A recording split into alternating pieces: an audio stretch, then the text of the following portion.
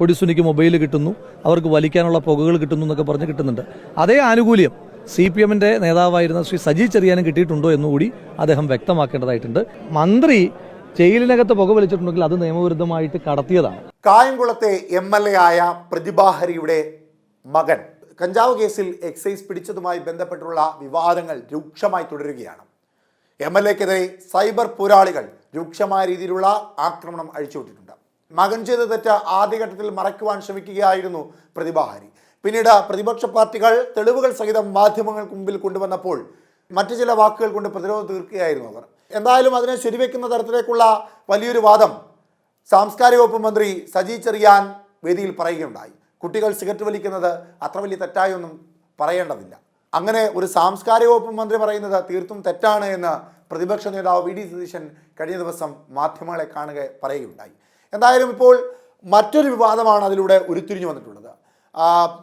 സജി ചെറിയാൻ വേദിയിലെ പ്രസംഗത്തിനിടയിൽ താൻ പണ്ട് ജയിലിൽ കിടന്നപ്പോൾ ബീഡി വലിച്ചിട്ടുണ്ട് എന്ന വാദം പറഞ്ഞതായി നിലവിൽ പാലക്കാട്ടെ MLA ആയുള്ള രാഹുൽ മാങ്കൂട്ടം പറയുകയുണ്ടായി. അദ്ദേഹം മാധ്യമങ്ങൾക്ക് മുമ്പിലാണ് ആ സംശയം എടുത്തിട്ടത്. അങ്ങനെ ഒന്ന് സംഭവിച്ചുവെങ്കിൽ അത് തീർത്തും തെറ്റല്ലേ, അദ്ദേഹത്തിനെതിരെ നടപടി സ്വീകരിക്കേണ്ടതല്ലേ എന്ന വാദമാണ് അദ്ദേഹം ഉയർത്തുന്നത്. അദ്ദേഹത്തിൻ്റെ വാക്കുകൾ കേൾക്കാം. പിന്നെ അദ്ദേഹം പറഞ്ഞു കേട്ടതാണ്, തെറ്റുണ്ടെങ്കിൽ നിങ്ങൾ തിരുത്തണം. ഈ ജയിലിനകത്തും ഞാൻ ജയിലിൽ കിടക്കുമ്പോഴും ഇതൊക്കെ അല്ലേ, അങ്ങനെ എന്തോ പറഞ്ഞതായിട്ട് എന്നെ ശ്രദ്ധയിൽപ്പെടുത്തി. ഞാൻ ജയിലിൽ കിടക്കുമ്പോഴും ബീഡി വലിച്ചിട്ടുണ്ടെന്ന് പറഞ്ഞു. അപ്പം ഞാൻ ഒരു 5-6 തവണ ജയിലിൽ കിടന്നിട്ടുള്ള ഒരാളാണ്. അത്തരത്തിലുള്ളൊരു സൗകര്യവും ഞാനങ്ങനെ പുകവലിക്കുന്ന ആളല്ല, അത്തരത്തിലുള്ളൊരു സൗകര്യം ആർക്കെങ്കിലും കിട്ടുന്നതായിട്ട് എനിക്ക് ശ്രദ്ധയിൽപ്പെട്ടിട്ടില്ല.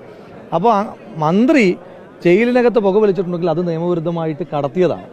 കൊടിസുനിക്കൊക്കെ കിട്ടുന്ന ആനുകൂല്യത്തെപ്പറ്റി നമുക്കറിയാം. കൊടിസുനിക്ക് മൊബൈൽ കിട്ടുന്നു, അവർക്ക് വലിക്കാനുള്ള പുകകൾ കിട്ടുന്നു എന്നൊക്കെ പറഞ്ഞ് കിട്ടുന്നുണ്ട്.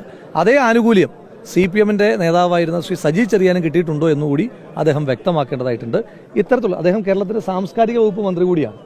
ഇത്തരം കാര്യങ്ങളൊക്കെ പ്രതിരോധിക്കേണ്ടുന്ന ഒരു വകുപ്പിൻ്റെ മന്ത്രി കൂടിയാണ്.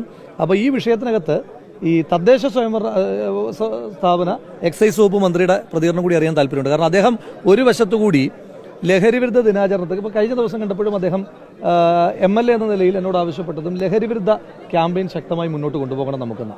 ഞാനതിനോട് വളരെ പോസിറ്റീവായി യൂത്ത് കോൺഗ്രസ് പ്രസിഡന്റ് എന്ന നിലയിലും MLA എന്ന നിലയിലും പ്രതികരിച്ച ഒരാളാണ്.